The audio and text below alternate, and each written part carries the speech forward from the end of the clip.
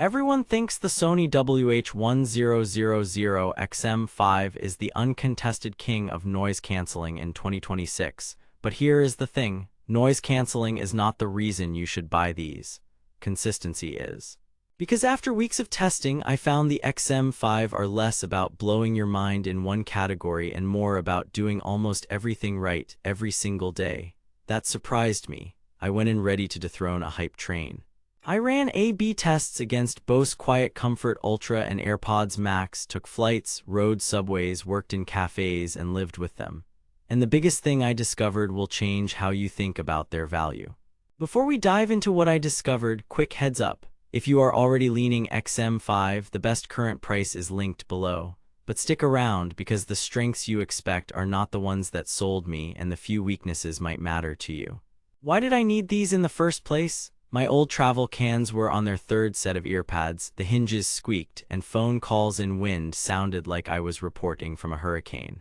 I wanted one headset for commuting, flights, Zoom calls, and late-night work without fatigue. I had tried rivals. One pair crushed my glasses after an hour, another had great bass but dropped connection in the subway, and one set looked premium but felt like a kettlebell after a movie. At $398 and a 4.2 Amazon rating, the XM5 had to justify both cost and hype. I was skeptical. Marketing loves superlatives. I wanted proof in real-world chaos, not anechoic chambers. Test 1, pure noise. I ran a 4-hour flight with engine drone and crying baby frequencies queued up for good measure. The XM5's dual processors controlling 8 mics plus auto NC optimizer took the low-frequency rumble and turned it into a distant hush. Mid-range chatter was impressively tamed. Sharp clinks still peeked through, but less than on my XM4. Bose QC Ultra edged the XM5 by a hair on high-frequency clatter in my tests, but here is where it gets interesting. The XM5 sounded more stable as the cabin environment changed, with fewer pressure shifts. I never felt that earsuck fatigue.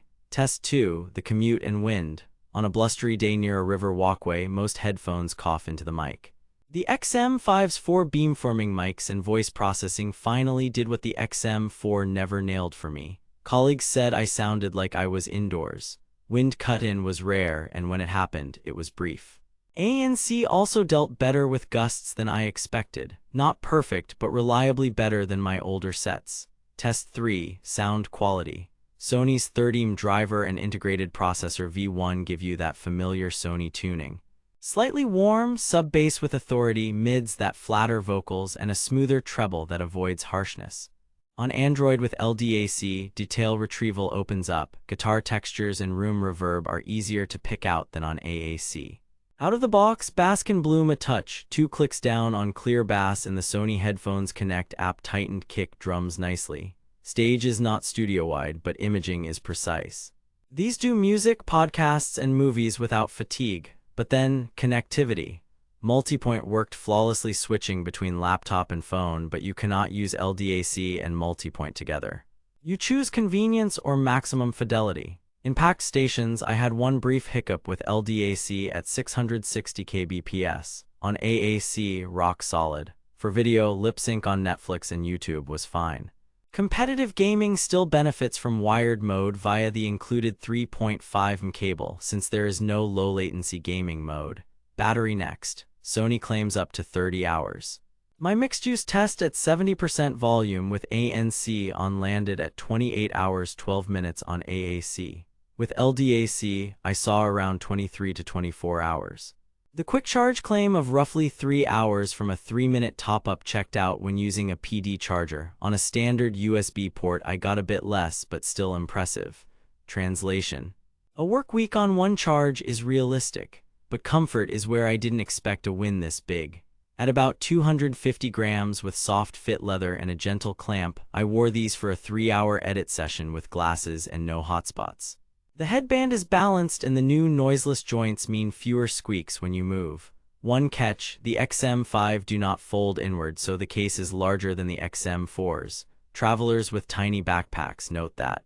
Also, no official water resistance. I would not gym with these. Controls and smarts. Touch gestures are responsive. Volume, skip, and tap to pause worked 9 out of 10 times. In winter gloves, not so much. Quick attention by covering the right cup is still genius for orders at a cafe. Speak to chat auto pauses when you talk, but it was overeager for me. I turned the sensitivity down. The app's EQ, adaptive sound control, and location-based profiles are actually useful once set up. Transparency is good, not the most natural in the game. AirPods Max still sound more open to my ear. Here is the revelation after 2 weeks of living with them. The XM5 are not the singular best at any one thing in 2026, but they are the most dependable all-rounder.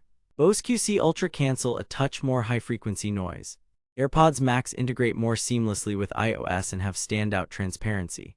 But neither gives you the XM5 combo of long-haul comfort, top-tier ANC on planes, genuinely excellent call quality in wind, flexible app control, and battery life that just refuses to stress you out. Add LDAC for Android users and a tuning you can nudge with EQ, and the XM5 deliver fewer compromises day to day than anything else I tested. The too good to be true factor, there are trade-offs. No aptX, no fold-in hinges, no water rating, and LDAC versus multipoint is a choice. But the core experience is rock solid, and that is what I value now. Now that you know the XM5's real advantage is consistency you can count on, grab it while prices dip below MSRP during rolling sales. I have the best current deal linked in the description. If you are on Android and want LDAC plus elite ANC and comfort, do not wait. Bottom line, at $398, the Sony WH-1000XM5 earns a strong recommendation for commuters, frequent flyers, remote workers, and Android listeners who want LDAC.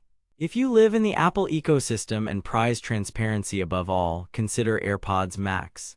If you need the smallest case or gym sweat resistance, look elsewhere. For almost everyone else, this is the headphone that quietly wins by showing up every day and doing everything well. That, more than hype, is why it is still worth buying.